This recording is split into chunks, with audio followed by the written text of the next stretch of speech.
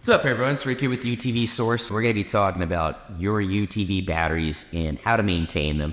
And we're going to talk a little bit about what not to do. So let's just start right there. When you're done with your UTV trip, don't just unload your UTV and throw it in the garage and expect it to turn back on in your next trip. It could be a couple weeks, could be a few days, could be a few months for some of us. And that's exactly what I did. I went to fire up our Pro R and the batteries were dead. So I charged them.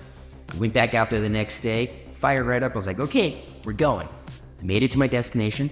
And after I shut it off a few times, it didn't start. So when a battery goes, it's gone. Like it's never coming back. So I went on the website at UTV Source, and I ultimately ended up going with the UTV Stereo AGM battery. This is the 925 series, but I had to buy two.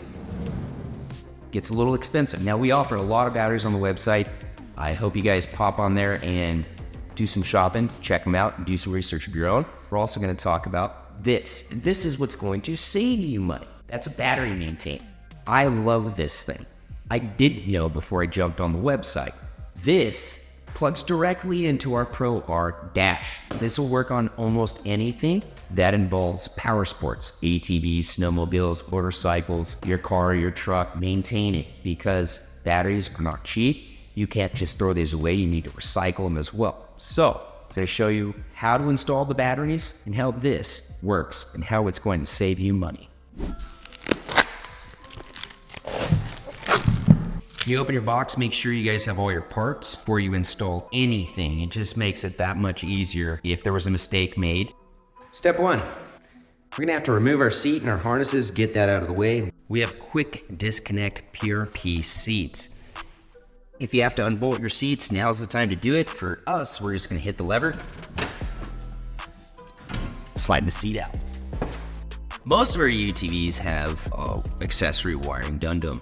Just like ours, we do have lights and radios, so we do have some fuses in here. Positive is usually in red, negative's usually in black, but that's not always the case, so now's the time to take a photo of what you have going on. That way when you go to reassemble it, if for any reason you need to refer to something, you do have a photo.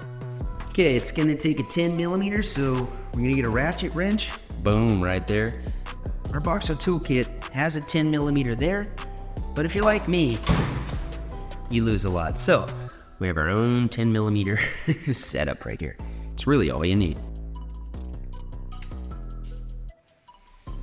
Start with our negative.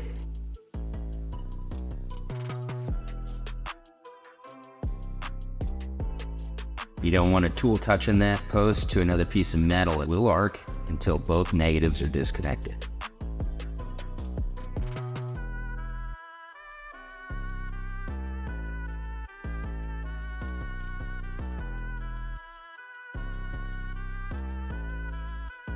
Next step, you're gonna need an extension.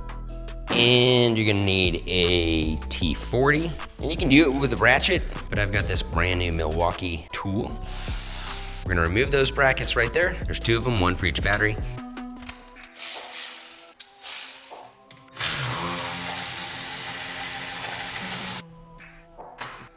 All right, here's a little trick. If you don't want to remove your seat base, all you gotta do, with the seat base pushed all the way back, you're gonna move it forward, and you're gonna have that roller wheel clear the battery, right there. So the wheel has cleared the battery. So you don't have to remove the seat base, but you do have to slide it forward on the first battery removal. All right, so we got our batteries out on the table right here. I'm looking at a few things. I wanna make sure they're the same height and that everything is the same width. That way we know when we go to put these in, they're gonna fit.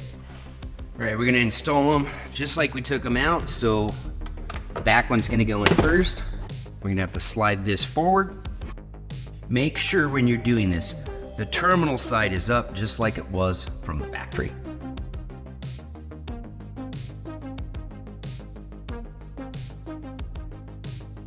This is the supplied hardware for the lug on the battery. Depending on how many accessories you have running to your power, you may need to go and get a longer bolt. Not everyone is gonna have this problem. Sometimes you have to manipulate everything.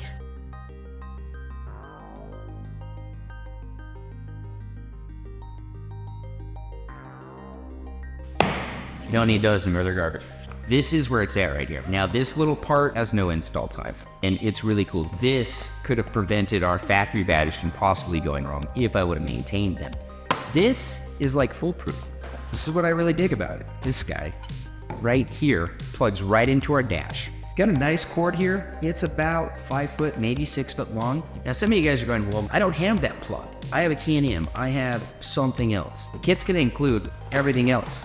This is an accessory for the trickle charger to convert yours to a simple plug and play. Bolt this onto the negative, this onto the positive, fuse, and you plug in right there. So you can use this on any make and model. Or you can use this. This is similar to a jumper cable. Negative, positive, fuse, plugs right in. So after a year and a half, I never noticed this. Right there is the port. And this is all you do when you park it. You take this end, plug it into your trickle socket. Red light, charger. That was easy. This trickle charger, this battery maintainer for our Polaris Pro R is awesome. There's no install, just plug it in. It could have prevented these batteries from dying, but it didn't because I didn't have this. Now our Pro R has a plug in it. This box has everything in it to make your UTV plug and play as well. So I hope you guys take a look at this.